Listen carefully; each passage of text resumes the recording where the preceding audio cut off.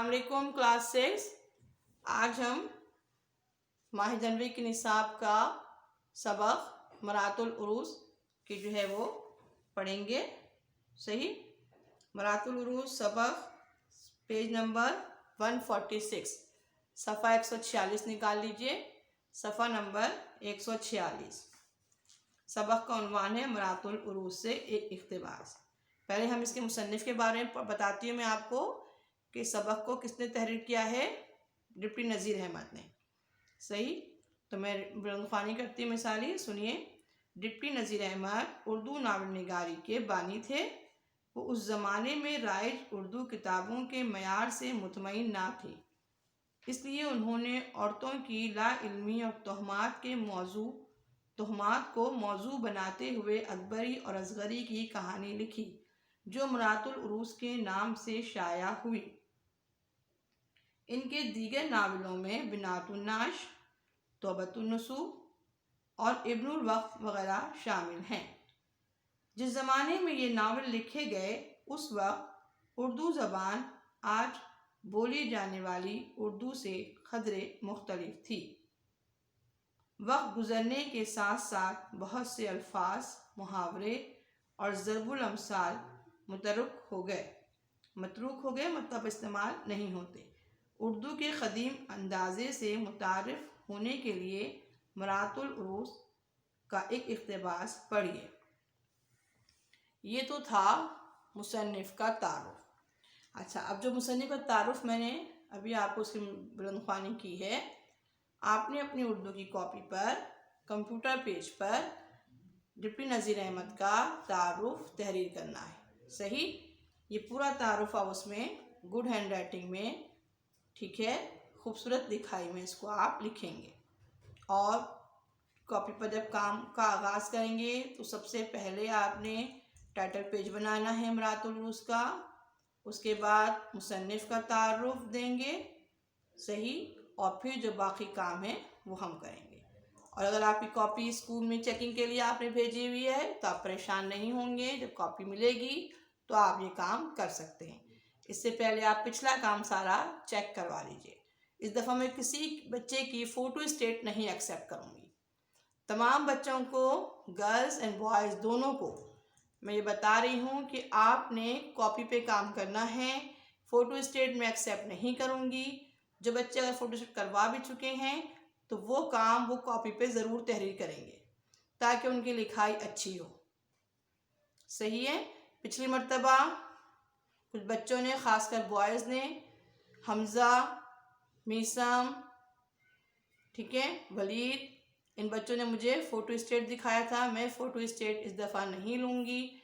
मैं दोबारा से बता रही हूँ, मुझे कॉपी पे काम चाहिए और कॉपियाँ चेकिंग के लिए स्कूल आप बाकायदा भेजेंगे। सही, चलिए अब हम सबक का जो है वो पढ़ते हैं। मरातुल उरूस के माने दुल्हन का आईना है। डिप्टी नज़ीर अहमद ने दो बहनों अकबरी और असगरी को बतौर मिसाल पेश करते हुए ख़वातीन की इस्लाह की कोशिश की।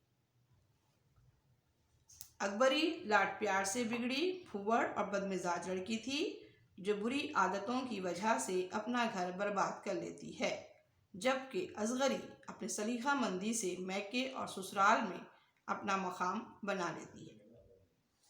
अकबरी के शौहर ने कह रखा था कि किसी अजनबी औरत को घर में मत आने देना। इन दोनों में इन दिनों एक कुटनी आई हुई है जो कई घरों को लूट चुकी है, लेकिन मिजाजदार अकबरी का लक़ब शिद्दत से बेवकूफ़ थी। उसकी आदत थी हर एक से जल्द मिल जाना। एक दिन वही कुटनी हज्जन का भेष बदल कर गली में आई। ये हज्जन मक्कार बेवकूफ़ औरतों को फुसलाने के लिए तरह तरह के तबर्रुकात और सदहा किस्म की चीज़ें अपने पास रखा करती थी। तस्बीह, खाके शिफा, जमजमिया वगैरह। गली में आकर जो उसने अपनी दुकान खोली, बहुत सी लड़कियां जमा हो गईं। मिजाजदार ने भी सुना। जुल्फ़न पड़ोसन की लड़की से कहा, हज्जन को यहाँ बुला लाना, हम भी तबरुकात की ज़ियारत करेंगे। जुल्फ़न गई और हज्जन को बुला लाई। मिजाजदार ने बहुत खातिरदारी से हज्जन को पास बिठाया اور سب چیزیں دیکھیں۔ وہ چیزیں پسند کی، 2 چیزیں پسند کی۔ حجن نے باتوں باتوں میں تاڑ لیا، یہ عورت ڈھب پر جلد چڑھ جائے گی۔ اس نے خریدی ہوئی چیزیں حوالے کی اور فیروزی کی ایک انگوٹھی تبرک کے طور پر اپنے پاس سے مفت دی۔ مزاج دار رچ گئی۔ اس کے بعد حجن نے سمندر کا حال، عرب کی کیفیت اور دل سے جوڑ کر 2-4 باتیں ایسی کیں کہ مزاج دار نے کمال شوق سے سنا اور اس کی طرف خاص التفات کیا۔ ایک پہر کامل حجن بیٹھی رہی۔ رخصت ہونے لگی تو مزاج دار نے بہت منت کی، اچھی بھی حجن، اب کب تک آؤ گی؟ حجن نے کہا انشاءاللہ دوسرے تیسرے دن تم کو دیکھ جایا کروں گی۔ اگلے دن حجن پھر موجود ہوئی اور ایک ریشمی ازاربند لیتی آئی۔ مزاج دار دور سے حجن کو آتے دیکھ کر خوش ہو گئی اور پوچھا یہ ازاربند کیسا ہے؟ حجن نے کہا بکاؤ ہے۔ مزاج دار نے پوچھا کتنے کا ہے؟ حجن نے کہا 4 آنے کا۔ محلے میں ایک بیگم رہتی ہیں، اب غریب ہو گئی ہیں، اسباب بیچ بیچ کر گزارا کرتی ہیں، ان کی اکثر چیزیں بیچ لا دیا کرتی ہوں۔ مزاج دار اتنا سستا ازاربند دیکھ کر لوٹ ہو گئی، فوراً پیسے نکال حجن کے ہاتھ میں دے دیے اور بہت گڑگڑا کر حجن سے کہا اچھی بھی حجن، جو چیزیں بکاؤ ہوا کریں پہلے مجھے دکھا دیا کرو۔ حجن نے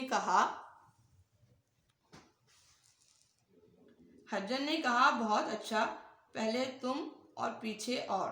2-4 دن بعد جھوٹے موتیوں کی ایک جوڑی لائی اور کہا لو بھی، خود بیگم کی نک کے موتی ہیں، نہیں معلوم 1000 کی جوڑی ہے یا 500 کی۔ پنامل جوہری کی دکان پر میں نے دکھائی تھی، لٹو ہو گیا، 200 روپے میرے پلے باندھ دیتا تھا، میں بیگم سے 50 روپے پر لائی ہوں، تم لے لو، پھر ایسا مال نہ بنے گا۔ مزاج دار نے 50 روپے نقد تو میرے پاس نہیں ہیں۔ حجن نے کہا کیا ہوا بیٹی، پہنچیاں بیچ کر لے لو، نہیں تم جانو آج یہ موتی بک جائیں گے۔ حجن نے دھپ سے کہا۔ مزاج دار فوراً زیور کا صندوقچہ اٹھا لائی اور پہنچیاں نکال کر حوالے کر دی۔ حجن نے مزاج دار کا زیور دیکھ کر کہا اے ہے، کیسی بے احتیاطی سے مولی گاجر کی طرح ڈال رکھا ہے، ڈھٹکی میں ڈورا ڈلواؤ، بالی پتے مگر مرکیاں اور بازو بند میلے چکٹ ہو گئے، میل سونے کو کھائے جاتا ہے، ان کو اجلواؤ۔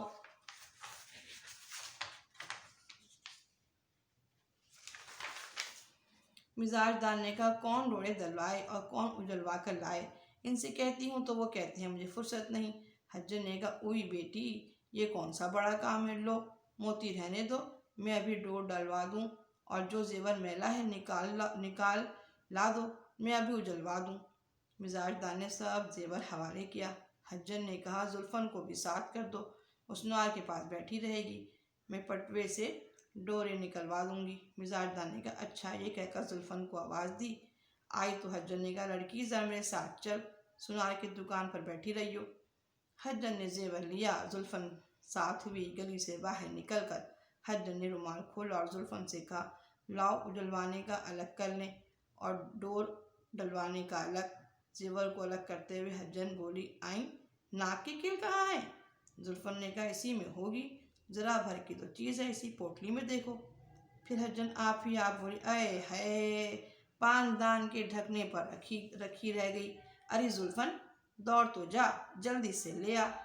زلفن بھاگی آئی اور دروازے سے چلائی بی بی، ناک کی کیل پاندان کے ڈھکن میں رہ گئی ہے، حجن نے مانگی ہے، جلدی دو۔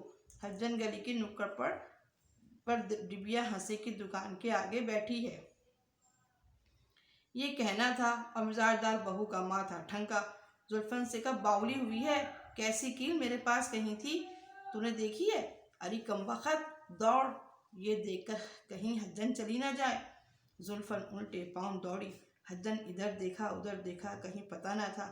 مزاج دار سے آ کر کہا بی حجن کا تو کہیں پتہ نہیں ہے، میں بازار تک دیکھ آئی، اتنی دیر میں نہیں معلوم کہاں غائب ہو گئی۔ یہ سن کر مزاج دار سر پیٹنے لگی، ہائے میں لوٹ گئی، اے لوگو خدا کے لیے ڈوریوں، مومگڑوں کے چھتے تک۔ لوگ دوڑے، وہاں جا کر معلوم ہوا کہ کہیں کی بہتی بھاتی مہینے بھر سے کرائے پر آ کر رہی تھی، 4 دن سے مکان چھوڑ کر چلی گئی، اب کیا ہو سکتا تھا؟ محمد عاقل نے آ کر سنا تو سر پیٹ لیا اور بیوی سے کہا، اری تو گھر کو خاک سیاہ کر کے چھوڑے گی؟ غرض زیور تو گیا، گزرا ہوا باتیں بہت سی رہ گئیں۔ 1000 روپے کی موتیوں کی جوڑی جو لوگوں نے دیکھی تو 3 پیسے کی تھی۔ تو یہ سبق تھا آپ کا براۃ العروس، جس کی ہم نے بلند خوانی کی۔ انشاءاللہ اگلے لیکچر میں اس کی وضاحت کروں گی۔ اور آپ نے کام کیا کرنا ہے، میں تھوڑا سا آہستہ آہستہ لے کے چل رہی ہوں تاکہ آپ کو کام کرنے میں مسئلہ نہ ہو، ٹھیک ہے؟ تبھی صرف آپ اس سبق کا مصنف کا تعارف لکھیں گے، صحیح، اور ٹائٹل پیج بنائیں گے۔ اگلے لیکچر تک کے لیے مجھے اجازت دیجیے۔ اللہ حافظ۔